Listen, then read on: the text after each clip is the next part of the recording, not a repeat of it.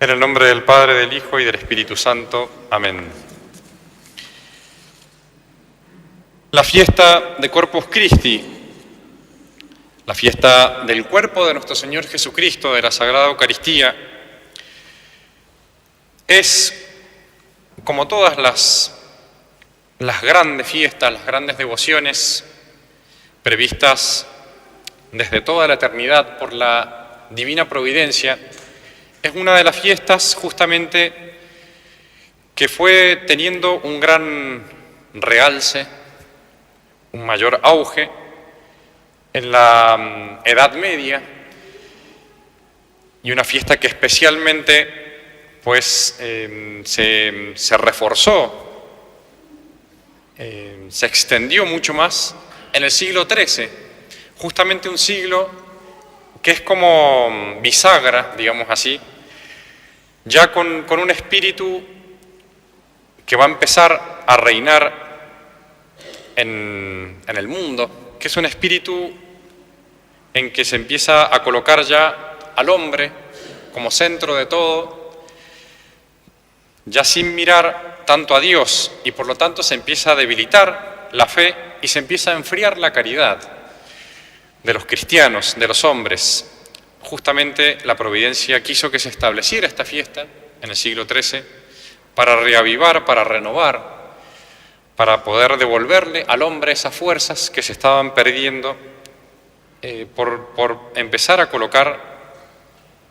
ese enfoque de las actividades y de las instituciones solamente en el hombre y ya no en Dios.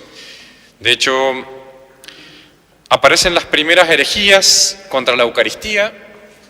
en el siglo XI, por ejemplo Berengario, que decía que nuestro Señor estaba simplemente de una manera espiritual presente en la Eucaristía, pero no real, no verdadera, como lo enseña la Iglesia. Justamente esta herejía se fue extendiendo durante el siglo XII en Francia y amenazaba con extenderse a toda Europa. Fue una herejía justamente que utilizó mucho el demonio, porque sabe la fuerza que tiene la Sagrada Eucaristía. Y va a ser una beata en 1208, justamente en comienzos del siglo XIII, la beata Juliana de Mont, Cormillón, cerca de Lieja. Tuvo una visión en la que se le apareció una luna llena y en la que le faltaba en su disco un trozo. Al disco de la luna le faltaba una parte, y justamente ella entendió, y fue una gracia que nuestro Señor le concedió, que la luna representaba la Iglesia de su tiempo y amenazaba justamente con ser atacada por las herejías porque le faltaba un pedazo, y ese pedazo era esta solemnidad que faltaba en el ciclo litúrgico, que era la solemnidad del Corpus Christi. Esta visión que ella tuvo la guardó secretamente y 20 años más tarde la comunicó a Juan de Lausana, y luego hizo componer un oficio propio para esta fiesta. En 1246 el obispo de Lieja aprobó la fiesta y mandó que el jueves siguiente a la fiesta de la Santísima Trinidad, en ese momento, un poco antes de la fecha en que actualmente se celebra, que se celebrara una fiesta en las iglesias de su diócesis solamente, en Lieja, en Francia, en honor del cuerpo de nuestro Señor Jesucristo. De hecho, el Papa Urbano IV conocía a la beata Juliana, ya había escuchado hablar de ella, y en 1261 creyó providencial la institución de esta fiesta. De hecho, se empezaron a repetir, a realizar muchos milagros en ese tiempo, especialmente el milagro de Bolsena, que ustedes deben haber sentido nombrar, un corporal que quedó bañado en sangre, justamente por un sacerdote que en el momento en que celebraba la misa dudaba de la presencia real de nuestro Señor, y allí se realiza ese milagro. Milagros que vienen justamente a confirmar esa iniciativa del Papa Urbano IV para instituir esa fiesta, y él mismo va a ser quien le encarga a dos santos instituir el oficio, los textos de la fiesta. Por una parte a San Buenaventura, que era franciscano, y por otra parte a Santo Tomás de Aquino. Y cuenta justamente la historia que San Buenaventura, al leer él mismo los textos que había escrito Santo Tomás de Aquino, destruyó su propia obra y reconoció la excelencia, la grandeza de los textos que había redactado Santo Tomás, y así es como el Papa utiliza estos textos justamente y los pone como textos oficiales de la Iglesia, son los que rezamos en esta fiesta de Corpus Christi. Todos los textos están redactados por el mismo Santo Tomás de Aquino, incluso el oficio del breviario, el breviario que rezamos los sacerdotes, también lo compuso para esta fiesta Santo Tomás de Aquino. Y finalmente se va a hacer efectiva esta fiesta en 1318, 40 años después más o menos de que el Papa instituye la fiesta, se hace efectiva, se distribuye, digamos así, por toda la Iglesia estos textos, y ya se comienza a rezar en todo el mundo. Qué importante que es esta fiesta de Corpus Christi. El Santísimo Sacramento, por supuesto que tiene muchos fines, pero hay un fin que muchas veces no se tiene en cuenta. Nosotros pensamos frecuentemente en recibir nosotros la Sagrada Eucaristía para nuestra alma, para el bien de nuestra alma,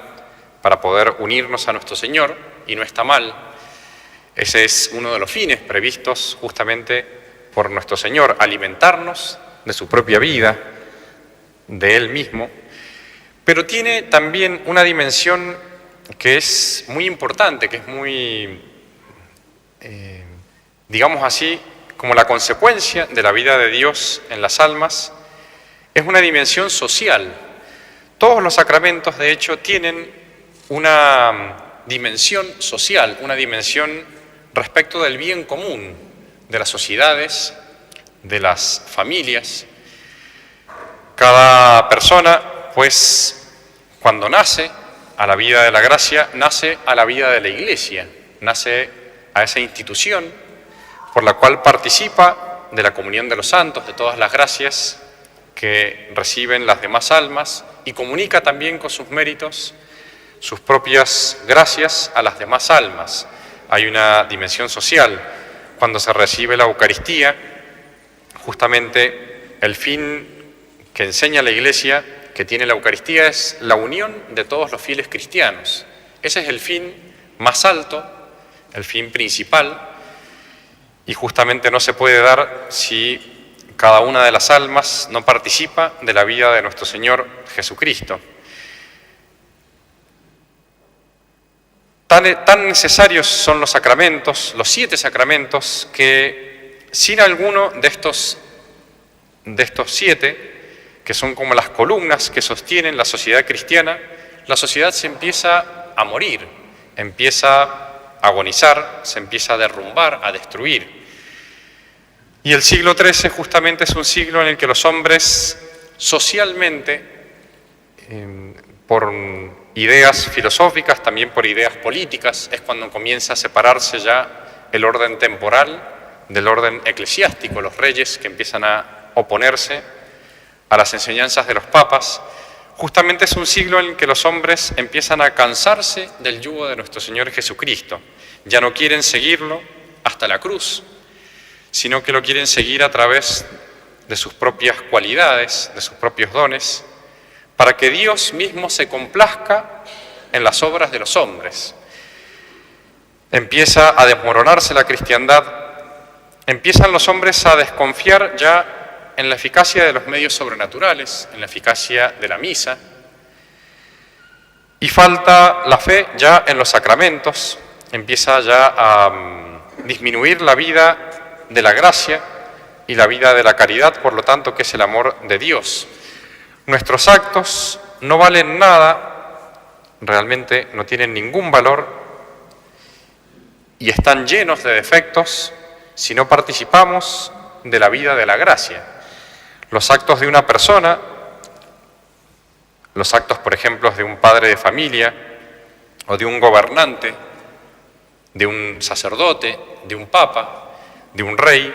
no valen nada, no tienen ningún valor sin la gracia de nuestro Señor Jesucristo, sin la fuerza que dan los sacramentos.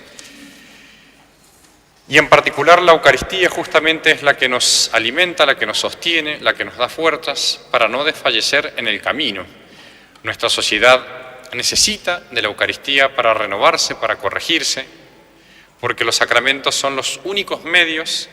que nuestro Señor ha dejado para poder vivir una vida cristiana. Y por eso,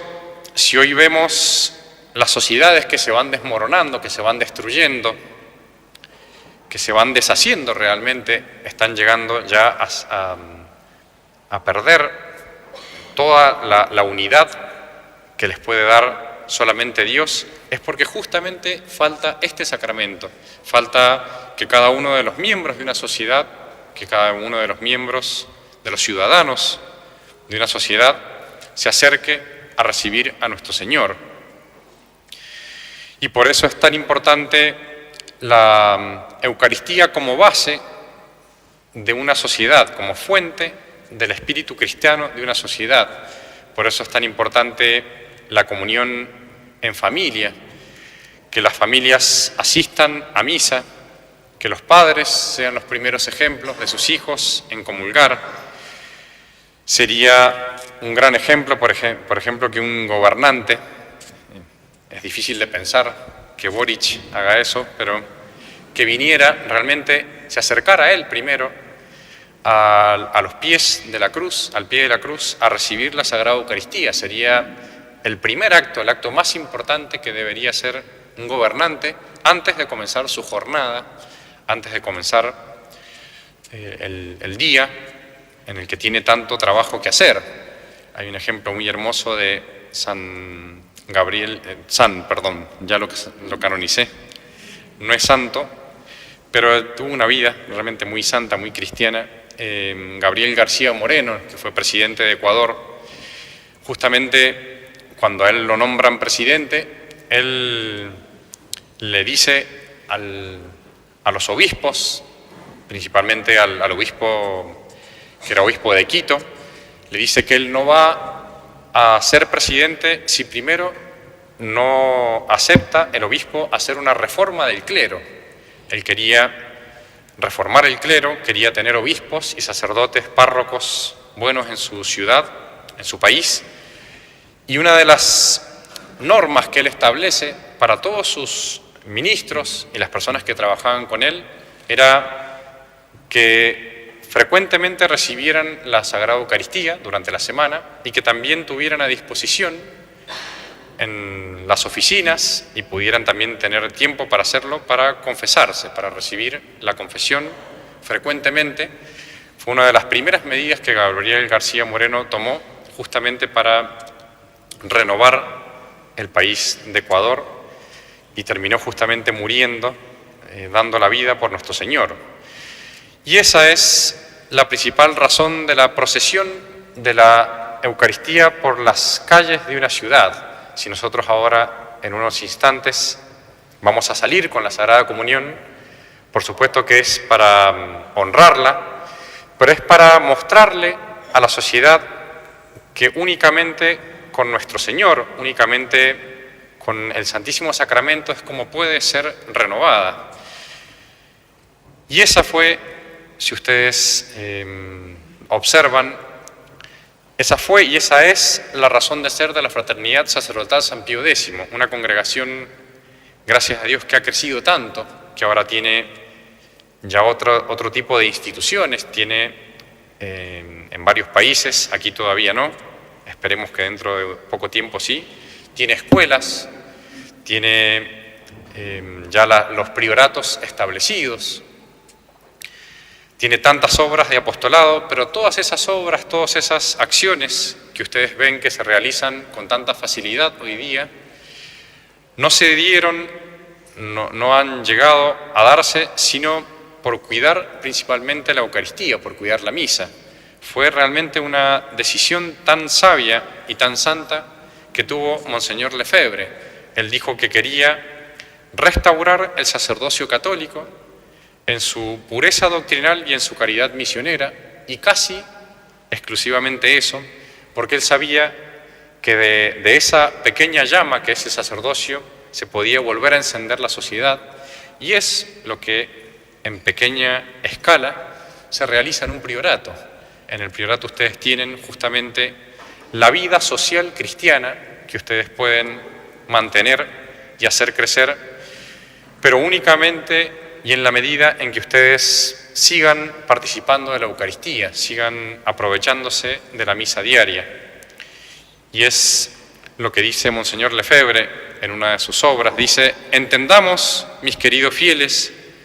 que en la Sagrada Comunión nos unimos a Dios y a nuestro Señor Jesucristo. Esta es la fuente de la civilización cristiana. En la Sagrada Comunión, Jesús se manifiesta como nuestro Salvador y como nuestro Rey, Rey de nuestras inteligencias al darnos la verdad y Rey de nuestros corazones y voluntades al darnos sus mandamientos para ayudarnos a obrar según su santa voluntad. Por eso, al volver a su casa, los cristianos que se han alimentado con el cuerpo y la sangre de nuestro Señor Jesucristo comprenden mejor cuál es su deber, cómo tienen que comportarse en la vida diaria, en la vida de familia y de la sociedad. Es la gracia que tenemos que pedirle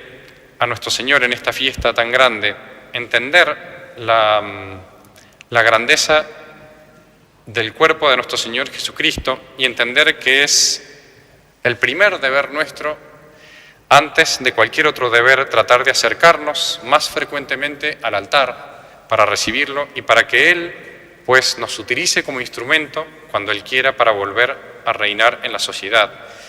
Ese y no otro fin es el que tiene la Virgen María. La devoción a la Virgen nos tiene que llevar y nos lleva necesariamente a la devoción a la cruz, que la devoción a la cruz es la devoción también de la Sagrada Eucaristía, nuestro Señor que se inmola nuevamente cada día en los altares. Pidámosle entonces esa gracia también a la Santísima Virgen María. Ave María Purísima. En el nombre del Padre, del Hijo y del Espíritu Santo. Amén.